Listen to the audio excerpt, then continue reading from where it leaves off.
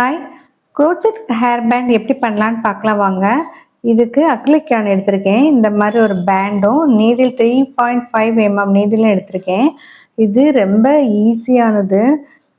ஒரு 10 நிமிஷத்தில் ஒரு ஹேர் பேண்ட் வந்து நம்ம செஞ்சிடலாம். நான் எப்படி பின்னுறேன்னு பாருங்கள்.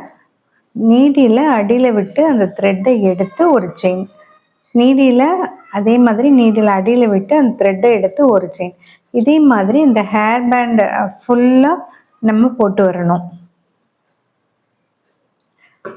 கேப் இல்லாமல் நல்லா ஃபுல்லாக போட்டு வரணும்.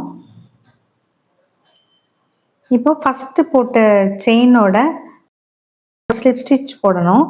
அதுக்கப்புறம் 15 செயின் போடணும்.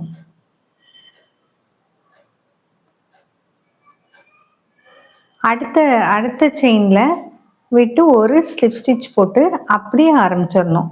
15 செயின்.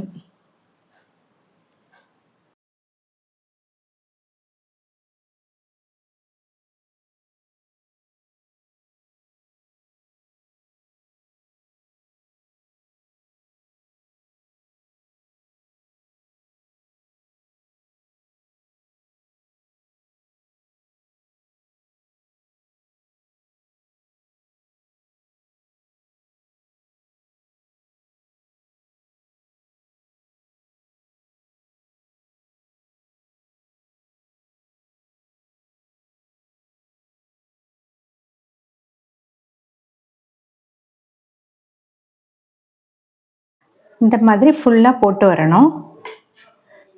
அவ்வளோதாங்க. இதுதான் ஹேர் பேண்டு.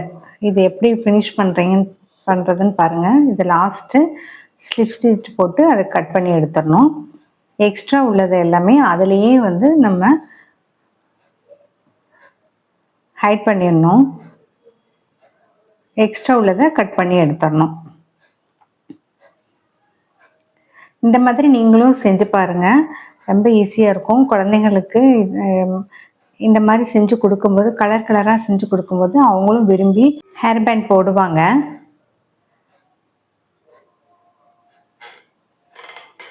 பேண்டும் நல்லா பிராண்டடாக இருந்துச்சுன்னா அது லைஃப் லாங்காக நல்லாயிருக்கும். இந்த மாதிரி கலர் கலராக செஞ்சு வச்சுட்டா நல்லாயிருக்கும். தேங்க்ஸ் ஃபார் வாட்சிங்.